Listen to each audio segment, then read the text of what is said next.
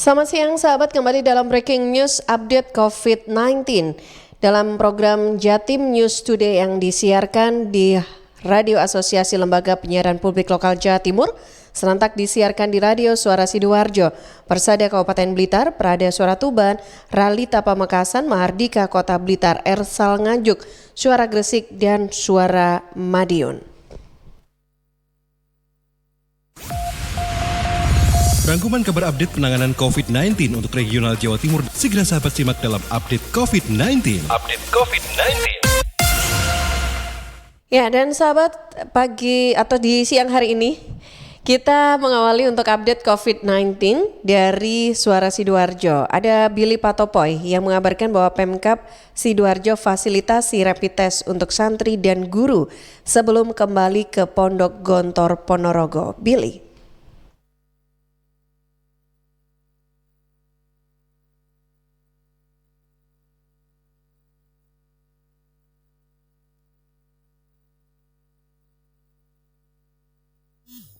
Sahabat mendengar Jawa Timur, sebelum kembali melakukan aktivitas belajar mengajar, pemerintah Kabupaten Sidoarjo memfasilitasi hampir 600 warganya yang menjadi santri, guru, mahasiswa di Pondok Modern Darussalam Gontor Ponorogo. Mereka mengikuti rapid test untuk memastikan terbebas dari COVID-19. Pemeriksaan dibagi menjadi 2 gelombang. Pada gelombang pertama, Selasa 16 Juni, diikuti 131 peserta. Semuanya menunjukkan hasil non-reaktif. Ini seperti dikatakan oleh Eko Asmanto, Ketua Ikatan Keluarga Pondok Modern Gontor Cabang Sidoarjo. Di Sidoarjo sendiri total santri Gontor ada 586 orang dan 98 calon pelajar. Ada yang sudah rapid test mandiri dan ada yang difasilitasi oleh pemerintah. Peserta rapid test pada Selasa 16 Juni berangkat menuju pondok pada Rabu 17 Juni. Sekitar 350 orang lainnya yang akan berangkat pada Senin 22 Juni mendatang akan ikut rapid test gelombang kedua pada Jumat hari ini. Selain surat keterangan hasil rapid test, para santri juga diminta membawa surat keterangan bermaterai yang ditandatangani oleh orang tua, menyatakan bahwa telah melakukan isolasi mandiri selama 10 hari. Abdillah Segaf Al-Hadad, Kepala Bidang Kesehatan Masyarakat Dinas Kesehatan Sidoarjo juga menjelaskan, para santriawan dan santriwati dari Sidoarjo ini akan menjadi pembeda.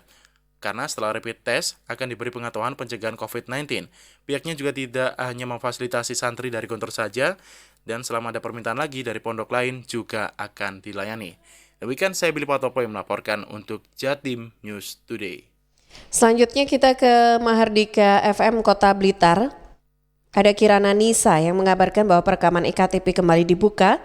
Komisi 1 DPRD Kota Blitar minta Dispenduk Capil perhatikan protokol kesehatan COVID-19. Kirana.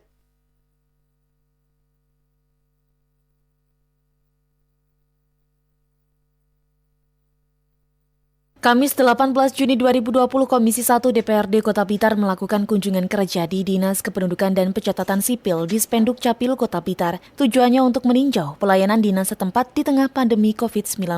Guntur Pamungkas, Wakil Ketua Komisi 1 DPRD Kota Blitar mengatakan, sesuai peninjauan anggota, pelayanan di Dispenduk Capil sudah menerapkan protokol kesehatan COVID-19. Selain itu, pelayanan data kependudukan sudah berjalan normal. Perekaman EKTP yang sempat terhenti Maret lalu, kini mulai berjalan dengan protokol kesehatan yang ketat. Menurut Guntur, pelayanan perekaman EKTP bagi masyarakat harus dikebut karena akan menentukan angka daftar pemilih tetap DPT pada pelaksanaan Pilkada 2020 nanti. Kesiapan dan proses pelayanan selama coronavirus ini bagaimana? Apakah di Capil sudah menggunakan dengan layanan protokol kesehatan? Sementara itu, Imam Muslih, PLT Kepala Dispenduk Capil Kota Blitar mengatakan, memasuki era new normal, pelayanan data kependudukan sudah mulai dibuka Senin 15 Juni 2020. Semua jenis pelayanan data kependudukan, utamanya perekaman EKTP, bisa dilakukan langsung di kantor dinas atau kecamatan. Sebelumnya mengikuti kebijakan pemerintah, semua layanan kependudukan di Kota Blitar dialihkan ke online, terhitung sejak Maret 2020. Diakui Imam, saat ini berkas pengajuan perekaman EKTP menumpuk, oleh karena itu pelayanan di Dispenduk Capil akan dimaksimalkan dengan tetap memperhatikan protokol kesehatan COVID-19, yang mana sesuai SOP, masyarakat yang datang wajib bermasker, mencuci tangan sebelum masuk ruang pelayanan, dan mematuhi aturan physical distancing. Petugas pelayanan pun juga dilengkapi dengan face shield dan sarung tangan. Kirana Nisa, Mahardika. Ya, selanjutnya kita ke Suara Madiun, ada Kiki Desilia. Bertambah 1 tenaga kesehatan Kota Madiun terpapar corona, puskesmas pelatihan ditutup 14 hari. Kiki. Sahabat Jatim News Today, seorang tenaga kesehatan di Puskesmas Patihan, Kecamatan Manguharjo, Kota Madiun, terkonfirmasi positif COVID-19. Berdasarkan data yang dikeluarkan oleh Dinas Kesehatan dan Keluarga Berencana Kota Madiun, terdapat tambahan 1 orang yang dinyatakan positif terjangkit virus corona setelah menjalani swab test. Juru bicara Tim Gugus Tugas Percepatan Penanggulangan COVID-19 Kota Madiun Nur Aflah menyampaikan, pasien ke-7 positif COVID-19 di Kota Madiun ini merupakan seorang laki-laki berusia 23 tahun. Pasien tersebut merupakan warga Kota Surabaya yang berdomisili di Kelurahan Sogaten, Kota Madiun dan bekerja sebagai tenaga kesehatan atau dokter magang di Puskesmas Patihan. Sebelumnya, dia menjalani rapid test yang diselenggarakan bagi pegawai di Puskesmas tersebut pada 16 Juni 2020. Lebih lanjut, Afla menjelaskan, karena ada 1 tenaga kesehatan yang dinyatakan positif, Puskesmas Patihan pun mengeluarkan kebijakan, yakni menutup pelayanan hingga 2 pekan ke depan. Saat ini pasien tersebut juga telah menjalani perawatan di RSUP Dr. Sudono Madiun. Sebagai informasi sahabat, data dari dashboard.madiunkota.go.id, persebaran COVID-19 di Kota Madiun per tanggal 18 Juni sebesar 1.475 orang dengan resiko. Dengan rincian, 1.361 selesai pemantauan, 131 orang tanpa gejala, 121 selesai pemantauan, 74 orang dalam pemantauan, 69 selesai pemantauan dan sembuh, dan 4 orang positif COVID-19. Kiki Deslia untuk Jatim News Today. Selanjutnya kita ke Agustin Merdekawati dari Ersal Nganjuk. Bertambah 3 PDP. Agustin. Jumlah pasien dalam pengawasan atau PDP di Nganjuk bertambah lagi dan kemarin ada 3 kasus PDP baru yang kini diisolasi di Rumah Sakit Umum Daerah atau RSUD Nganjuk dan Kertosono. Ketiga orang tersebut dirawat di rumah sakit setelah hasil rapid test mereka reaktif. Juru bicara Gugus Tugas Percepatan Penanganan COVID-19 Dr. Hendrianto mengatakan 3 PDP baru adalah perempuan berusia 44 tahun asal Baron yang dirawat di RSUD Nganjuk. Yang bersangkutan adalah pasien rujukan dari Rumah Sakit Islam Nganjuk dan disebutnya pasien mengeluh nyeri pada perut. 2 PDP lainnya dirawat di RSUD Kertosono, yakni pria berusia 81 tahun asal Lengkong yang batuk dan nyeri, serta pria berusia 45 tahun asal Gondang yang sakit panas, mual, muntah, dan sesak. Ketiga PDP terpaksa diisolasi di RSUD, tidak akan dibawa ke Empu Sendok karena perlu perawatan insentif. Dengan penambahan 3 kasus tersebut, jumlah PDP di Nganjuk kini sebanyak 130 kasus, sebanyak 32 pasien di antaranya meninggal dunia, banyak 40 pasien lainnya dalam proses pengawasan. Dari puluhan orang yang diawasi, tidak semua dirawat di rumah sakit, melainkan ada pula yang melakukan isolasi mandiri. Sedang yang dirawat di rumah sakit hanya 26%. Sehingga total ada 58 pasien yang saat ini dirawat di sejumlah rumah sakit dan status mereka bermacam-macam. Selain PDP, ada pula orang yang terkonfirmasi positif COVID-19, orang dalam pemantauan atau ODP, dan orang tanpa gejala atau OTG. Sedang di RSUD Nganjuk ada 29 pasien, di RSUD Kertosono ada 14 pasien, di Empu Sendok ada 12 orang, serta Rumah Sakit Bayangkara 3 orang. Untuk orang yang berada di Empu Sendok berstatus OTG. Dari Agustin Merdekawati, Suara Anjuk Ladang, melaporkan untuk Jawa Timur News Studio. Dari Nganjuk selanjutnya kita ke Gresik ya, ada Putri Rizkiana dari Suara Gresik. Bupati Gresik himbau pasar Krempeng tidak dibuka kembali sebelum kondisi aman dari COVID-19. Putri. Adanya 10 kasus positif COVID-19 di Pasar Krempeng Kabupaten Gresik membuat Bupati Gresik Sambari Halim Radianto menghimbau agar tidak membuka pasar sebelum kondisi aman dari paparan COVID-19. Alasan penutupan Pasar Krempeng sebab potensi penularan COVID-19 di pasar cukup besar.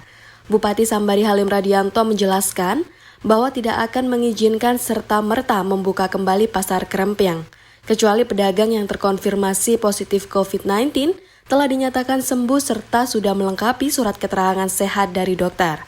Penegasan itu disampaikan Bupati Sambari saat berkesempatan memimpin pelaksanaan apel pagi untuk seluruh karyawan Dinas Perindustrian, Koperasi, Perdagangan, dan UKM Kabupaten Gresik di halaman kantor BPP, KAD, dan Diskoperendak UKM Gresik pada Rabu 17 Juni 2020.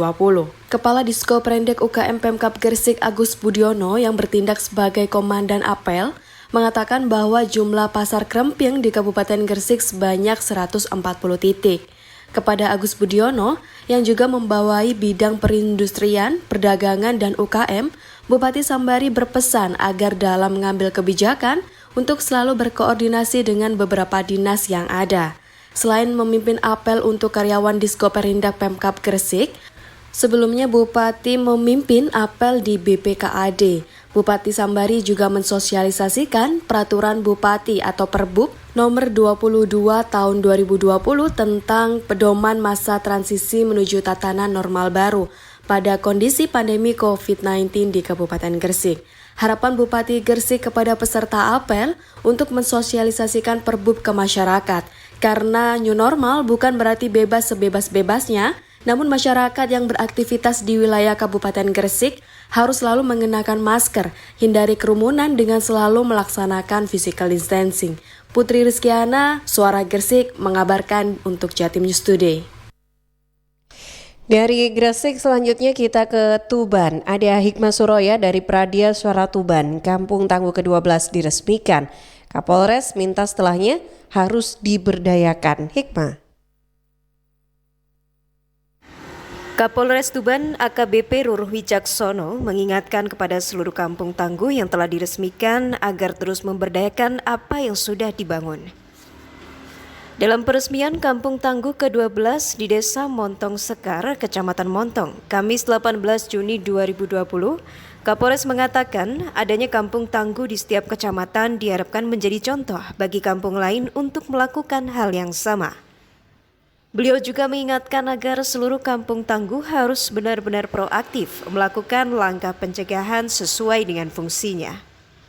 Kapolres juga menyatakan jika Polda Jatim mengalokasikan dana sebesar 15 miliar rupiah untuk kampung tangguh. Setiap kampung tangguh mendapatkan alokasi 17,5 juta rupiah. Polres Tuban juga mengalokasikan 2,5 ton untuk kampung tangguh. Diharapkan dana dan bantuan pangan tersebut bisa digunakan secara optimal. Lumbung pangan harus dimanfaatkan sesuai dengan kebutuhan masyarakat. Sementara itu di kesempatan yang sama, Dandim 0811 Filiala Ramadan mengatakan masyarakat harus memahami seberapa penting peran kampung tangguh. Kampung tangguh bisa memberikan kekuatan sosial serta menumbuhkan kebersamaan masyarakat. Hal tersebut terlihat dari adanya dapur umum, lumbung desa, terdatanya seluruh masyarakat yang keluar masuk desa dan kebiasaan hidup bersih. Dandim juga mengatakan saat ini di era tatanan hidup baru new normal, semua harus tetap menjalankan hidup dan beraktivitas seperti biasa.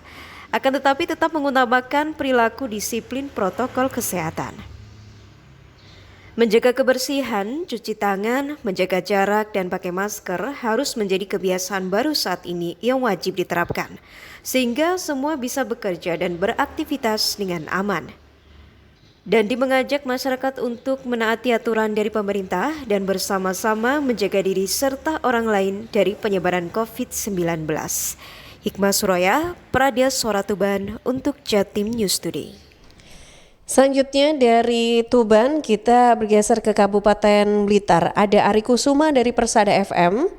Mayoritas pasien corona yang meninggal di Kabupaten Blitar memiliki komorbid. Selengkapnya bersama Ari.